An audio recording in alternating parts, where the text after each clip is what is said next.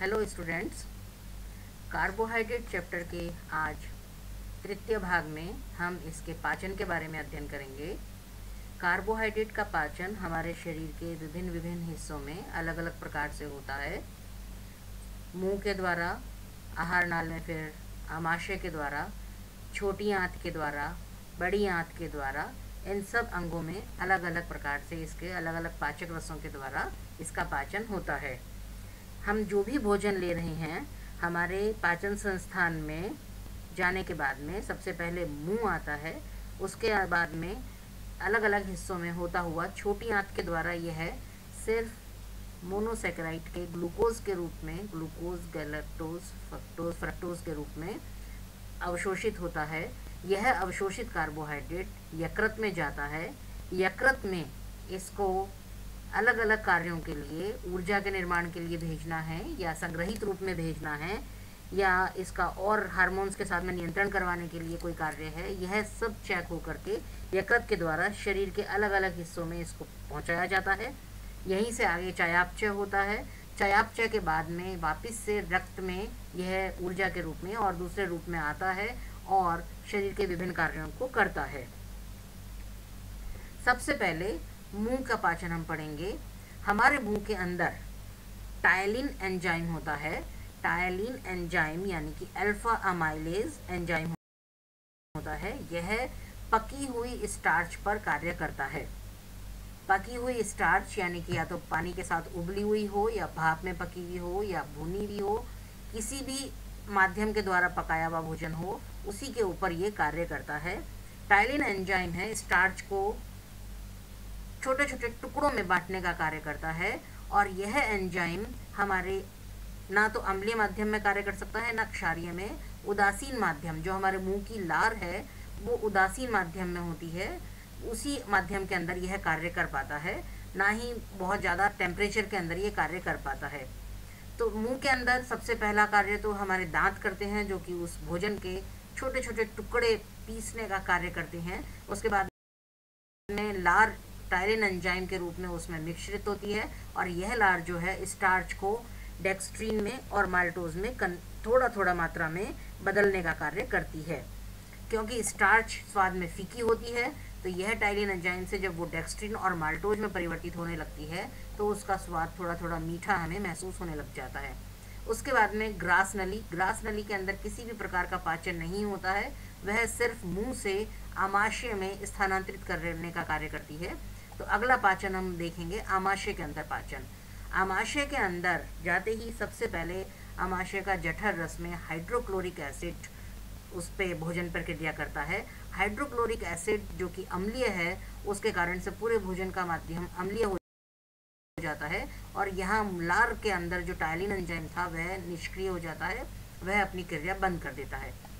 जठर रस के अम्लीय माध्यम में हमारे आमाशय के अंदर अमाइलेज और सुक्रेज एंजाइम निकलते हैं, जो कि नाम से ही दिख रहा है आपको, ये वापस से स्टार्च के ऊपर कार्य करते हैं। जो कि थोड़ा बहुत मुंह के अंदर अगर अपचा हुआ स्टार्च रह गया है, या जो डेक्स्ट्रीन आ रहा है, उसके ऊपर यह कार्य करने का कार्य करता है, और उसको फिर आगे और तोड़ने का कार्य करता है। सुक्रेज जो कि हमारा सुक्रोज, शक्कर, चीनी, जो प्योर ऊर्जा का रूप है, उसके ऊपर यह डायरेक्ट कार्य करता है, और उसको आगे फिर वापस से और छोटे अणुओं में तोड़ने का कार्य करता है। उसके जो ग्लूकोज बंद हैं, उनको कहीं कहीं से तोड़ करके और छोटा करता है। इसके बाद में ग्रहणी, आमाशय के बाद में जो एक यू शेप की संरचना होती है, जहाँ से कि छोटी आंत शुरू होती है, बाद में उस हिस्से के अंदर हमारे कुछ और दूसरी ग्रंथियों से पाचक रस आकर के इसमें मिलते हैं, जिसमें कि पैनक्रियाज जो है उससे भी अमाइलेज आता है। और ग्रहणी के अंदर सबसे पहले अमाइलोपेक्टिन और पैनक्रियाज रसों के कारण से भोजन का जो माध्यम है वो अब अम्लीय ना होकर के क्षारीय हो जाता है। अब ये सभी पाचक रस क्षारीय माध्यम में कार्य करते हैं। पैनक्रियाटिक अमाइलेज जो है और जो अमाइलोपेक्टिन है, ये दोनों ही पाचक रस हमारे भोजन की कार्बोहाइड्रेट पर आगे फिर क्रिया करते हैं, और उन द्विबंधों को आगे तोड़ने का कार्य करते हैं, जिनसे कि वह या तो डाइसेक्राइड्स में या मोनोसेक्राइड्स में टूटने शुरू हो चुके होते हैं। इसके बाद नेक्स्ट आता है हमारी छोटी आंत। ड्यूटीनम या ग्रहणी के बाद में छोटी आंत के अंदर जब भोजन प्रवेश करता है तो वहाँ पर सारे ही पाचक रस जो कि अलग अलग प्रकार के डाइसैकेराइड्स और पॉलीसैकेराइड्स पर कार्य करते हैं, अमाइलेज, सुक्रेज, माल्टेज, लैक्टेज, ये सभी अपने अपने वाले, जैसे कि अमाइलोज के ऊपर अमाइलेज कार्य करता है, सुक्रोज पर सुक्रेज, माल्टोज पर माल्टेज और लैक्टोज पर लैक्टेज, ये सभी उसको मोनोसैकेराइड के ग्लूकोज, लैक्टोज और फ्रक्टोज में तोड़ने का कार्य करते हैं। यहाँ छोटी आंत के अंदर पूरे ही कार्बोहाइड्रेट का पाचन हो जाता है और वह सिर्फ मोनोसैकेराइड की तीनों यूनिट के रूप में परिवर्तित हो जाता है और साथ ही साथ हमारी आंतों के द्वारा यह आंतों की दीवारें जो होती हैं उनके द्वारा अवशोषित कर लिया जाता है और रक्त को देने का कार्य शुरू हो जाता है। यहाँ पर मोनोसैकेराइड्स के रूप में परिवर्तित होने के बाद जब यह रक्त को देना शुरू हो जाता है, साथ साथ ही भोजन अपनी गति से आगे आगे खिसकता जाता है और खिसकता खिसकता वह लार्ज इंटेस्टाइन या बड़ी आंत तक प्रवेश कर जाता है। बड़ी आंत में भी पाचक रस कुछ नहीं होता है, पर बड़ी आंत की दीवारें अवशोषण का कार्य लगातार करती हैं और वहाँ से भी जो भी कुछ पचने के बाद के मोनोसैकेराइड्स हैं वो सभी सिंगल यूनिट ऑफ ग्लूकोज जिसे कह लो आप मुख्य रूप से, वह हमारी बड़ी आंत की दीवारों से भी अवशोषित होता है। यानी कि आप देख लीजिए, मुंह के अंदर पाचन हो रहा है, ग्रहणी के अंदर पाचन हो रहा है, छोटी आंत में पाचन और अवशोषण दोनों होते हैं, बड़ी आंत के अंदर सिर्फ अवशोषण होता है।